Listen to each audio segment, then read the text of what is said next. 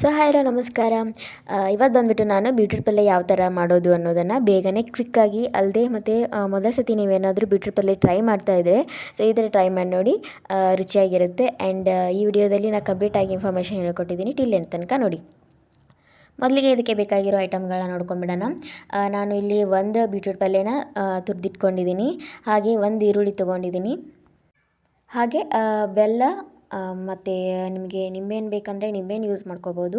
ಇಲ್ಲಿ ನಾನು ಹುಳಿಗೋಸ್ಕರ ಹುಣಸೆಹಣ್ಣು ತೊಗೊಂಡಿದ್ದೀನಿ, ಹಾಗೆ ಬೆಲ್ಲ, ಕೊತ್ತಂಬರಿ, ಇಷ್ಟು ಬೇಕಾಗಿರುವಂಥ ಐಟಮ್ಸ್. ಮತ್ತು ಇನ್ನೊಂದು ಮಸಾಲೆ ದಿನಸುಗಳನ್ನು ನೋಡೋದಾದರೆ ಉಪ್ಪು, ಅರಿಶಿನ, ಸಾಸಿವೆ, ಜೀರಿಗೆ ಮತ್ತು ಚಿಲ್ಲಿ ಪೇಸ್ಟ್ನ ತೊಗೊಂಡಿದ್ದೀನಿ, ಹಾಗೆ ಆಯಿಲ್, ಇದು ಬೇಕಾಗಿರುವಂಥ ಐಟಮ್ಸ್. ಈಗ ಒಂದು ಬಾಣಲಿಲಿ ನಾನು ಒಂದು 3-4 ಸ್ಪೂನಷ್ಟು ಆಯಿಲ್ ಹಾಕ್ಕೊಂಡಿದ್ದೀನಿ. ಸೊ ಎಣ್ಣೆ ಬಿಸಿ ಆದ ಬಳಿಕ ನಾನು ಒಂದು ಅರ್ಧ ಸ್ಪೂನಷ್ಟು ಸಾಸಿವೆ ಹಾಕ್ಕೊಳ್ತಾ ಇದ್ದೀನಿ. ಸೊ ಎಣ್ಣೆ ಫುಲ್ ಬಿಸಿ ಆದ ಬಳಿಕ ಸಾಸಿವೆ ಹಾಕ್ಕೊಳ್ಳಿ. ಸೊ ಅದು ಸಿಡಿಬೇಕು. ಸೊ ಸಿಡಿತಾ ಇದೆ ಅಂದಾಗ ಒಂದು ಅರ್ಧ ಸ್ಪೂನಷ್ಟು ಜೀರಿಗೆನ ಹಾಕ್ಕೊಳ್ತಾ ಇದ್ದೀನಿ. ಸೊ ಜೀರಿಗೆ ಹಾಕ್ಕೊಳ್ಳೋ ನೆಸೆಸರಿ ಹಾಕಲೇಬೇಕು ಅನ್ನೋ ಯಾವ ನೆಸೆಸರಿ ಇಲ್ಲ. ಸೊ ಬೇಕು ಅಂದರೆ ಹಾಕ್ಕೋಬೋದು, ಬೇಡ ಅಂದರೆ ನೀವು ಬಿಡ್ಬೋದು.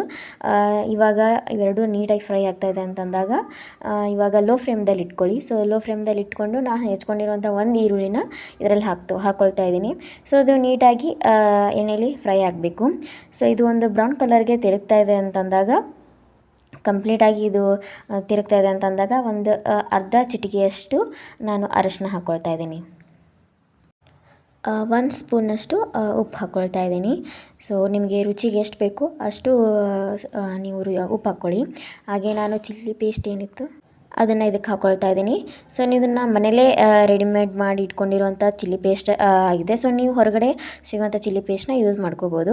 ಸೊ ಇದನ್ನು ನೀಟಾಗಿ ಎಲ್ಲದಲ್ಲಿ ಎಣ್ಣೆಯಲ್ಲಿ ಫ್ರೈ ಮಾಡಾದ ಬಳಿಕ ತುರಿದಿಟ್ಕೊಂಡಿರೋಂಥ ಬೀಟ್ರೂಟ್ ಏನಿತ್ತು ಸೊ ಅದನ್ನು ನಾನು ಇದಕ್ಕೆ ಹಾಕ್ಕೊಳ್ತಾ ಇದ್ದೀನಿ. ಇನ್ನು ಎಣ್ಣೆಲೇ ನೀಟಾಗಿ ಫ್ರೈ ಮಾಡಬೇಕು. ಸೊ ಇದನ್ನು ಒಂದು 2-3 ಟೈಮ್ಸ್ ಇದನ್ನು ನಾವು ನೀಟಾಗಿ ಎಣ್ಣೆಲಿ ಫ್ರೈ ಮಾಡಿದ ಬಳಿಕ ಇದ್ರದ್ದು ಹಸಿ ವಾಸನೆ ಕಂಪ್ಲೀಟಾಗಿ ಡ್ರೈ ಆಗುತ್ತೆ. ಸೊ ಒಂದು 2-3 ಮಿನಿಟ್ಸ್ ನೀಟಾಗಿ ಎಣ್ಣೆಲೇ ನೀಟಾಗಿ ಫ್ರೈ ಆಗಬೇಕು. ನೀಟಾಗಿ ಫ್ರೈ ಮಾಡೋದು ಅಕಸ್ಮಾತ್ ನಿಮ್ಗೆ ಏನಾದರೂ ಗೊತ್ತಾಗದೇ ಇದ್ದರೆ, ಸೊ ಈರುಳ್ಳಿ ಏನಿದೆಯೋ ಸೊ ಅದು ಕಂಪ್ಲೀಟಾಗಿ ರೆಡ್ ಕಲರ್ಗೆ ತಿರುಗಬೇಕು.